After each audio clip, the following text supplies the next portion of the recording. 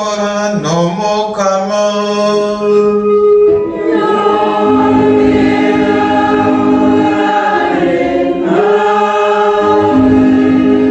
ivyo dusoma mu nkuru nziza ya Yesu Kristo nk'uko yashikirijwe na Matayo.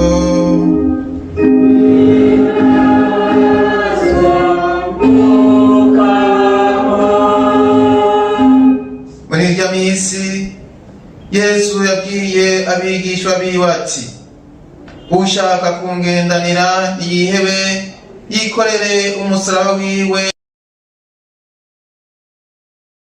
ugomba kurokora ubuzima bwiwe azobubura, nawe uzobuheba kubwanje azoburonka. Mbega umuntu vyo mumarira iki gutunga ivy'isi vyose aroshe ubuzima bwiwe? Ubona umuntu yotanga ibingana iki ngo abucungure? Aho rero nuko umwana w'umuntu azoza mu ninahazwa bwa se akikijwe n'abamarayika biwe, azohemba umuntu wese ku bikorwa vyiwe.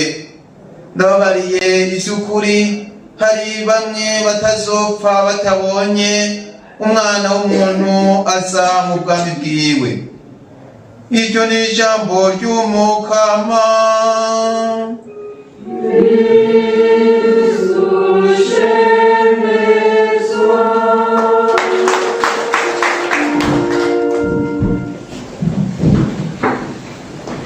Ugomba kurokora ubuzima bwiwe azobura, nawe uzobuheba kubwanje azoburonka. Bavukanyi, ngaya majambo Yesu Kristo yabwiye abigishwa biwe ahejeje kubabwira ingene azobabara. Arababwira yuko ategerezwa kuja ku musaraba. Aca abereka rero amajambo abereka ingene umuntu abaye. Bavukanyi, umuntu yaremwe kubaho ubuzima bwe bwose, gira ico yaremewe, aremerwa kubaho kandi afise akanyamuneza kuzuye n'agahimbare. Kubera igicumuro umuntu yarikuye muri ubwo buzima bw'akanyamuneza, gutyo arabwikurira ko nico gituma twama mu buzima bwuzuye urupfu, bwuzuye amaganya iminsi yose. Umuntu rero akama yibaza ikibazo, mbega no bushikira gute? Kuko ivyo umuntu vyose akora ngaha kw'isi, ivyo akora byaba no kwiga, kwa gutunga, kwa biki vyose arondera inyishu kuri ico kibazo, nosubira gute muri bwa buzima navuwemwo, nikuyemo jewe nyene. Arazimagirika rero, hari aharondera mu matungo, hari aharonderera mu vyubahiro, akarondera ibintu vyose vyomuremesha, akumva ko afise ubuzima butekanye. Ariko aho hose aguma ubuzima. Ibisomwa vy'uno munsi rero biza biduha inyishu y'ico kibazo. Noheba iki? Ico noreka nkakora iki? Tumvise rero mu gisomwa ca mbere inyishu y'ico twoheba. Bwa mbere twumvise ingene Niniva ino munsi itwereka ku nguvu ziwe, ku bwishime bwiwe. Butwereka ingene abavyeyi bacu ba mbere bakuye muri ico gicumuro, bakwikura mu kanyamuneza kwa dufise, kwabaye gushaka kungana n'Imana, kumva yuko vyose avyishoboreye. Bumvise bavuze amafarasi, inkota n'amacumu bica ibibatsi, uca wumva yuko umuntu afise ivyo bintu, yumva yuko akomeye, atanumwe yomushobora. Imivyimba y'abantu yishe bose, nta numwe yonshobora, mwese ashobora kubica mbere nka n'abariha. Ivyo niho nazirikana igisoma, naciye nibuka igihugu kiraho umukuru w'igihugu muri iyo minsi yavuze ngo jewe ico gihugu noci ngo bose nobamara nkabasubiza ngo mu myaka yaho novuga aje mu myaka ya kera hamwe abantu bavuga yuko bagenda barikuza ati bose no bafuta, kumva yuko akomeye, kumva yuko ibyo afise birenge, ariko no munsi maje ati niniva ico gisagara kimeze uku nzogitetereza. Tube Kristo nzokimaramaza, kukubera gishimikiye ku nguvu zacu, kukubera cyumva yuko arico cibereye uko nyene, arico gishoboye byose, nzogitetereza ko cibagiye, kubera ubwishime ibyo bituma umuntu abura ubuzima. Muribuka yuko kugira ngo Dawudi atsinde Goliyati yaje yumva ati je mfise ibigwanisho, je ndakomeye imbere yawe, ati nawe wewe novuga ungana uko no kubagira ibisiga, ati ndakubagira ibisiga. Dawudi navuga ati jewe sinje kukugwanya kubera inguvu zanje, nje kukugwanya kukubera mfise wo nishimiye, kubera Imana uriko urateza urubwa, uriko uragaya, niyo nje kugwa, niyo rero iza kumpa gutsinda. Ngaho rero aho dushika mu nkuru nziza, Yesu Kristo ni waduha inyishu ya kabiri, tuwohe bigihe ubwo bwishime, hanyuma ukurikire Yesu Kristo, ukurikire iyo Mana, guca bugufi twakurikira Imana, twakurikira Yesu Kristo, nivyo biduha ubwo buzima. No kumukurikira naho bisaba iki? Twumvise icyambere avuga ati ni mwihebe, kwiheba, kwikorera umusaraba, hanyuma tukamukurikira. Kuba abakristo, kuba umukristo nukwiheba, kwikorera umusaraba, hanyuma tukakurikira Yesu Kristo. Bavukanye, ubwishime uri kurabuzirikana bumeze novuga nk'indwara mbi, kanseri yica umuntu atabizi, ugakora ibintu byose bakabona yuko ubyibushe, bakabona yuko umenga arakomeye, ariko bazamva mu minsi mikeyi ngo yatwawe na kanseri. Ubwishime, ubwibone ni kanseri y'umubiri, y'umutima, yica umuntu bakamubura.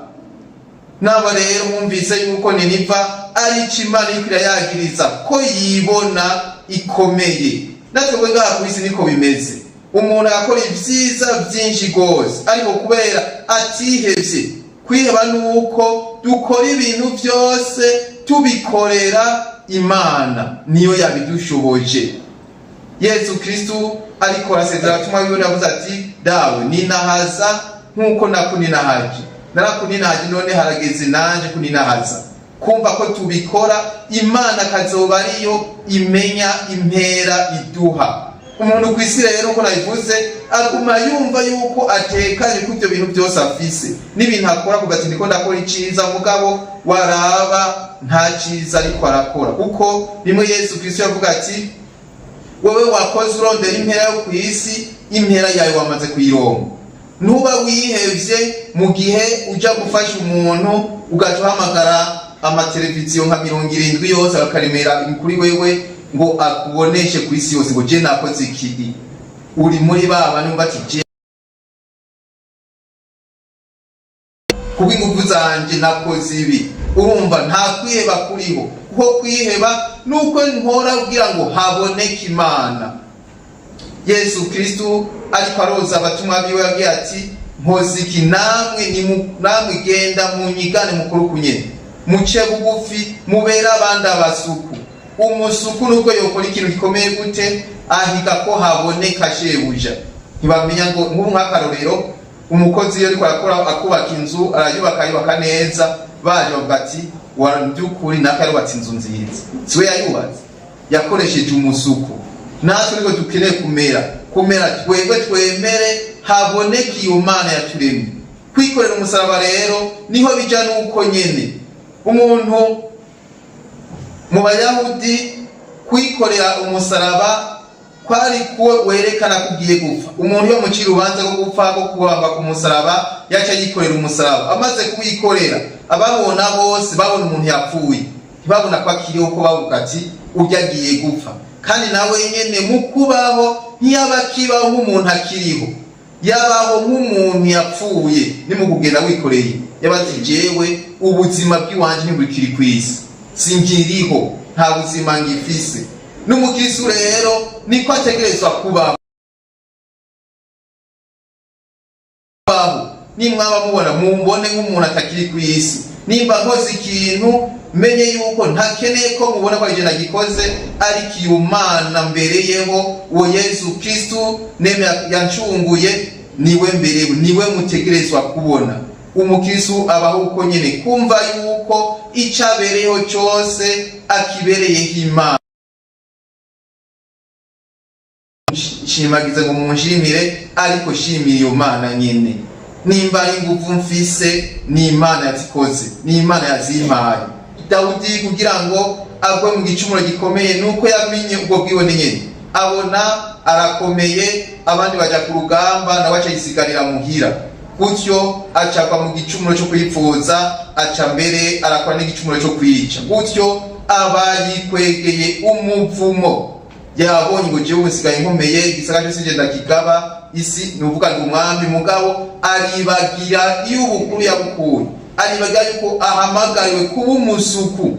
Ubu musuku yategeka kuja ku rugamba nk'abandi, yahize ko bamukorera, yahize yuko bakora nkuko twumvise Nineva, genda mugwane jewe ndakomeye ubundi nga ubu nije ndabagaba.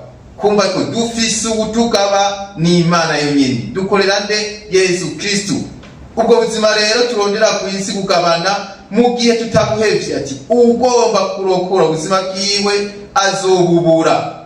Kugomba kuronka akanyamuneza ku isi, kugomba kuronka icubahiro ku isi, usanga wakibuze kuko ucufata ikibanza c'Imana. Icubahiro ni c'Imana yonyene, niho turonka ubuzima bwe. Twumva yuko tuba kubw'Imana, uzoye ubuzima bwiwe kubwanje azoburonka. Timbeka umuntu byomumarira iki gutunga ivyisi byose?